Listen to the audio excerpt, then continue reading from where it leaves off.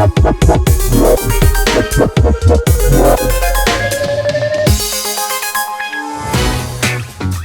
era modern seperti sekarang, peta kekuatan tim-tim sepak bola sudah terbagi rata.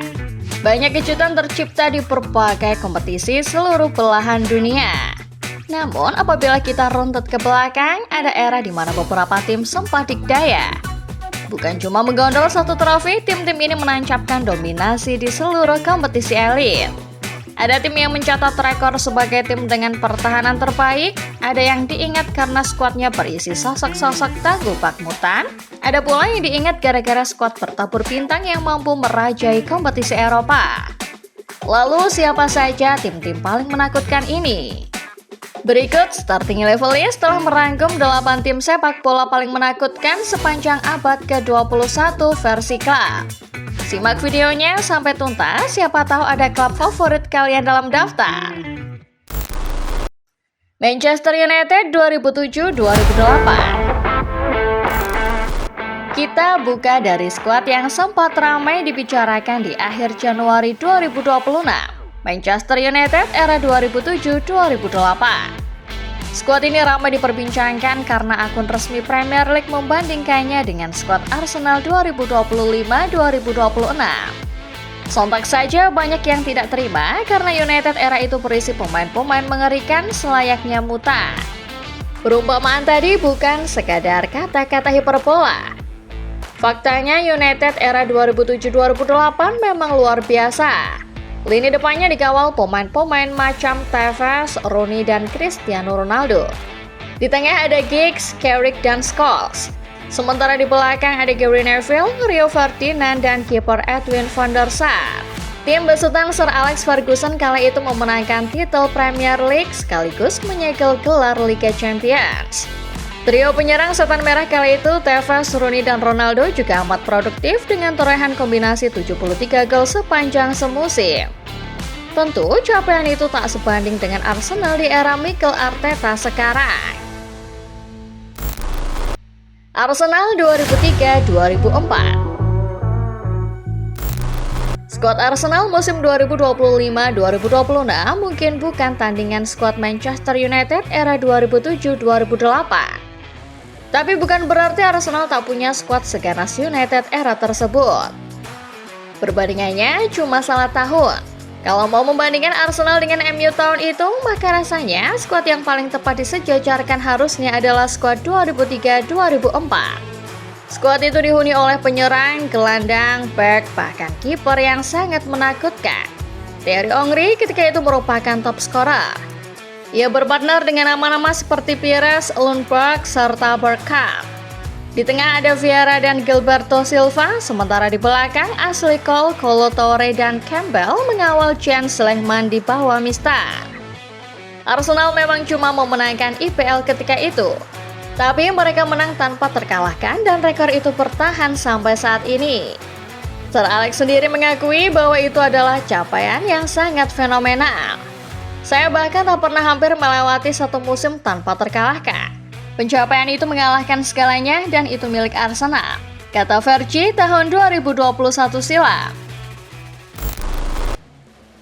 Chelsea 2004-2005. Di tengah dominasi Arsenal dan Manchester United muncul satu raksasa baru. Banyak yang bilang mereka besar karena uang tak terbatas dari sang owner. Tidak sepenuhnya salah memang, tapi pada akhirnya Chelsea berhasil benar-benar merusak era dua jagoan berwarna merah. Musim 2004-2005 jadi salah satu musim terbaik The Blues. Musim itu adalah musim pertama Jose Mourinho menangani Chelsea. Namun manajer yang baru saja memenangkan Liga Champions bersama Porto itu berhasil persembahkan trofi IPL pertama dalam kurun 50 tahun. Chelsea ketika itu juga catatkan rekor clean sheet terbanyak semusim serta kebobolan paling sedikit semusim. Dan rekor itu bertahan sampai saat ini. Skuad Chelsea kala itu berisikan nama-nama seperti John Terry, Claude Makélélé, Frank Lampard, serta Didier Drogba. Di dalamnya juga ada bintang-bintang lain macam Arjen Robben, Peter Cech sebagai kiper, serta Joko. Skuad inilah yang menjadi fondasi The Blues menjadi raksasa baru Premier League hingga beberapa tahun ke depan. Inter Milan 2009-2010. Era kejayaan Chelsea bersama Jose Mourinho berakhir pada tahun 2007. Setelah pergi dari London, Mou sempat menganggur selama 6 bulan. Tapi sentuhan emas pelatih asal Portugal itu sama sekali tak luntur. Tahun 2008, ia mengambil pekerjaan melatih Inter Milan. Setahun kemudian, ia menjadikan Nerazzurri sebagai salah satu raksasa paling ditakuti. Skuad Inter ketika itu berisikan nama-nama legenda macam Zanetti, Sneijder, Motta, Eto'o, serta Diego Milito. Di Serie A, Nerazzurri berhasil keluar sebagai juara. Pencapaian spesial makin lengkap ketika Inter berhasil taklukan Bayern Munchen di final UCL di Madrid yang membawa treble bersejarah. Inter kini menjadi satu-satunya tim Italia yang pernah meraih treble. Di era tersebut, Inter bukan hanya meraih piala, tetapi juga mendominasi secara statistik.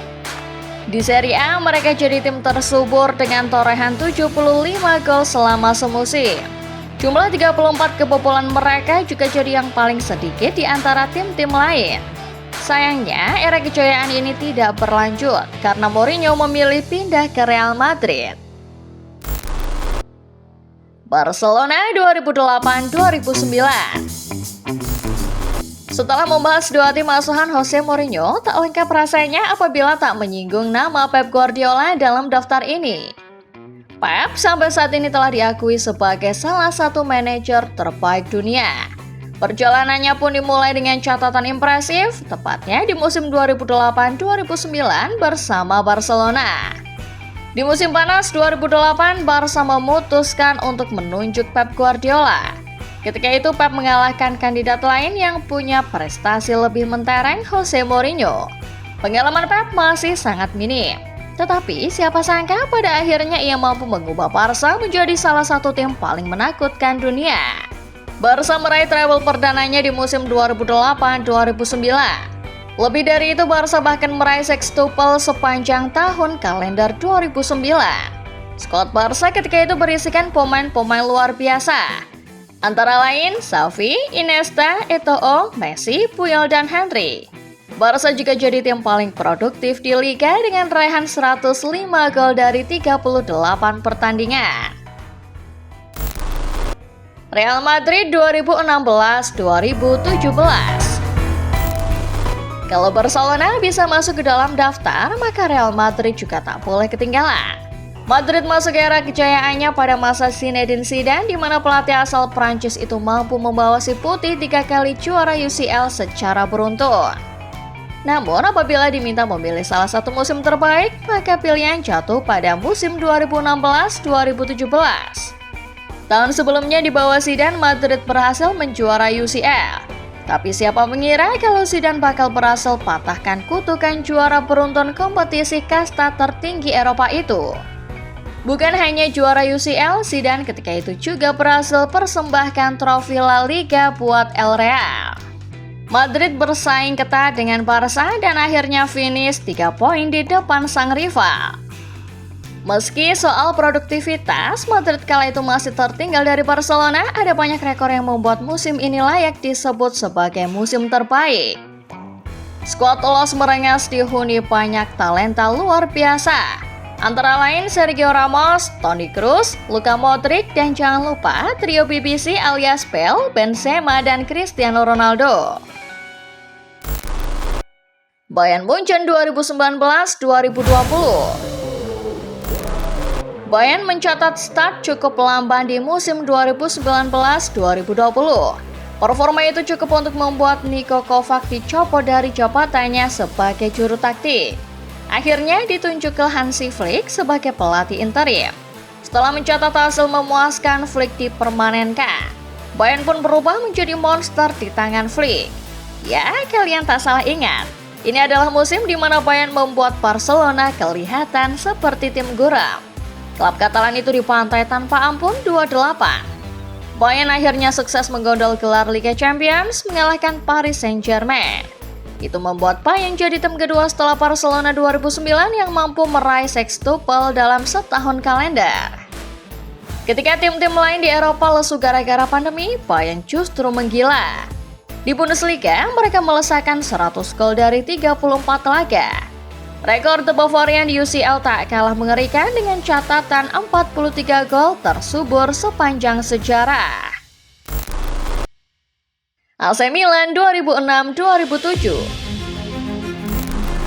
Carlo Ancelotti membangun era kejayaannya di Milan sejak musim 2002-2003. Namun, skuad rossoneri asuhannya ada di puncak ketenaran pada tahun 2006-2007. Ketika itu, Milan memang cuma memenangkan Liga Champions. Di Serie A dan Coppa Italia, mereka gagal merengkuh trofi. Namun, rossoneri era itu adalah tim yang benar-benar ditakuti. Ini adalah skuad berisikan nama-nama macam Dida, Nesta, Maldini, Pirlo, Gattuso, Kakak, serta Inzaghi. Don Carlo meracik skuad ini dengan formasi yang ikonik, formasi 4-3-2-1 alias formasi pohon Natal. Formasi inilah yang mengantarkan rossoneri menjuarai Liga Champions, membalas kekalahan melawan Liverpool di final tahun sebelumnya. Kengerian skuad Milan ketika itu diakui oleh ajang penghargaan tahunan sepak bola Ballon d'Or. Kakak adalah seorang pemain nomor 10 yang dikenal elegan. Ketika itu, ia mencetak 18 gol dan 10 assist di semua ajang. Bintang berhasil sukses menempati posisi teratas beserta 5 pemain Milan lainnya dalam 20 besar Ballon d'Or tahun tersebut. Era kejayaan tim-tim dalam daftar mungkin sudah berlalu. Namun cerita dominasi mereka yang legendaris pasti akan selalu diingat oleh setiap generasi yang pernah menikmati sepak bola. So, menurut kalian skuad mana yang punya catatan paling impresif? Atau kalian punya nama lain yang belum ada? Tulis di kolom komentar ya. Terima kasih dan sampai jumpa.